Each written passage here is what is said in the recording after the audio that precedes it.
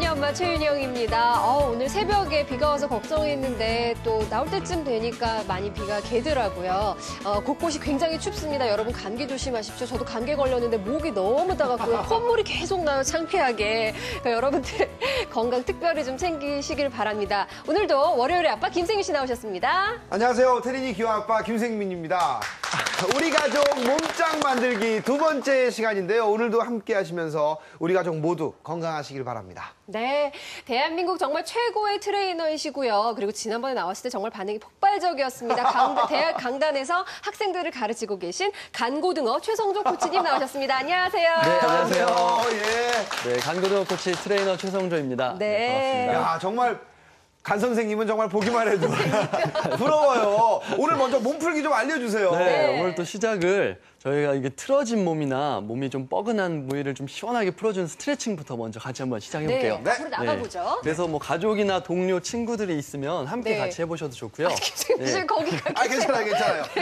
시청자분들 아니면 위해서. 혼자 계시는 분들은 네. 기둥이나 고정된 물체를 잡고 하셔도 좋아요. 네. 그래서 둘이 있을 경우에는 네. 발을 가까이 하고 바깥쪽 발을 좀 더 넓게 벌려주시고요. 네. 손은 밑에서 안쪽을 잡아주시고 네. 바깥쪽은 위로 잡아주시고 그래서 약간 머리 위로 둥글게 팔을 올린 자세에서 네. 호흡을 한번 마셨다가 내쉬면서 서로 방향으로 잡아 당겨주시는 거예요. 오, 스트레칭 그래서 되는군요. 천천히 시원한데. 쭉 늘려주시면 네, 한 5초 정도.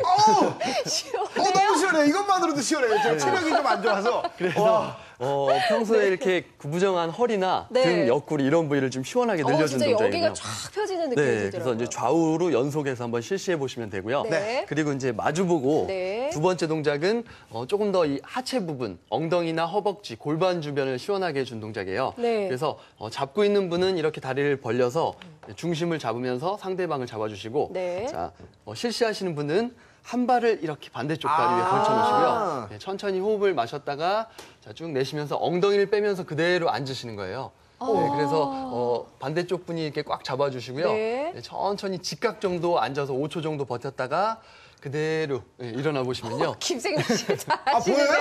아니 들려요. 오. 예. 그래서 의자나 네. 고정된 물체를 잡고 혼자 해보셔도 충분히 운동 효과가 있습니다. 네. 네, 정말 좀 가볍게 몸풀기를 시작을 해봤습니다. 자, 그러면 이제 본격적으로 김생민 씨가 정성스럽게 준비한 아주 중요한 코너 먼저 보고 시작하도록 하겠습니다.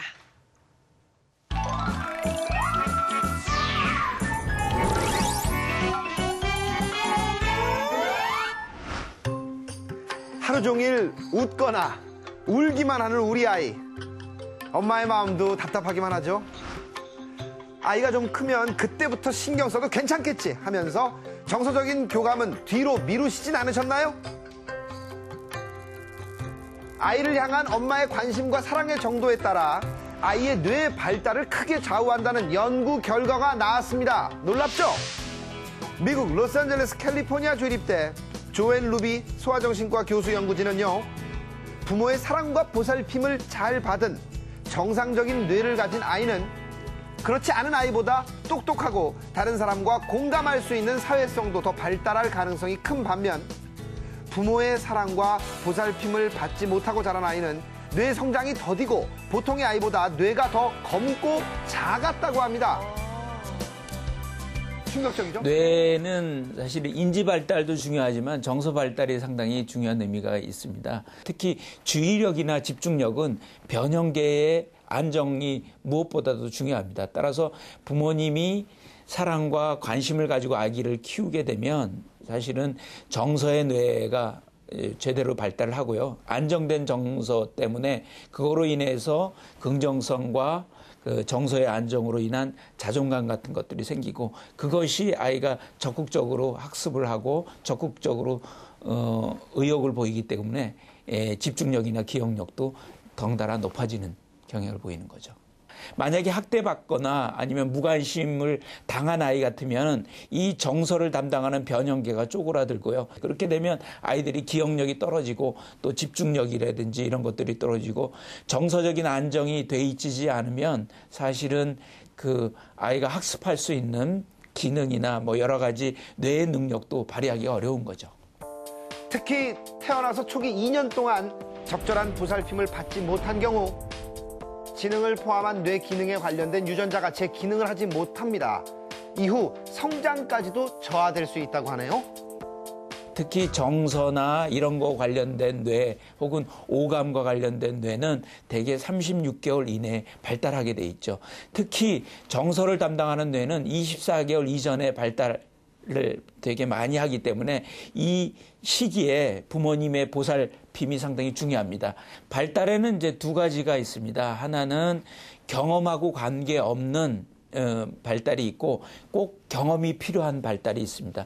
경험하고 관계없는 예를 들어서 뭐 시각, 청각 뭐 이런 기본적인 발달들은 시기를 놓치게 되면 회복이 좀 어려운 면들이 있습니다. 하지만 경험과 관련된 것, 특히 학습과 관련돼 있는 거죠. 독서라든지 글 읽기 혹은 뭐 수영, 테니스 이런 것들은 새로 경험을 하면 할수록 말하자면 발달이 높아지는 거기 때문에 그런 것들은 회복이 가능하다는 거죠. 다만 정서나 오감 이런 것들은 또 기본적인 운동신경 이런 것들은 이미 그 24개월 이전에 다 만들어지는 경우가 많기 때문에 이런 것들은 사실은 시기를 놓치면 회복이 좀 어려울 수 있습니다. 아이는 부모를 기다려주지 않습니다. 또 아이들에게는 내일보다 오늘이 더 소중합니다. 오늘은 좀 바빠. 다음에 해줄게 라고 미루기보다는 아이와 함께하는 시간을 소중히 여기며 오늘 해줄게. 지금 같이 해볼까? 라고 지금부터 아이와 친밀해지는 시간을 가져보면 어떨까요? 아이들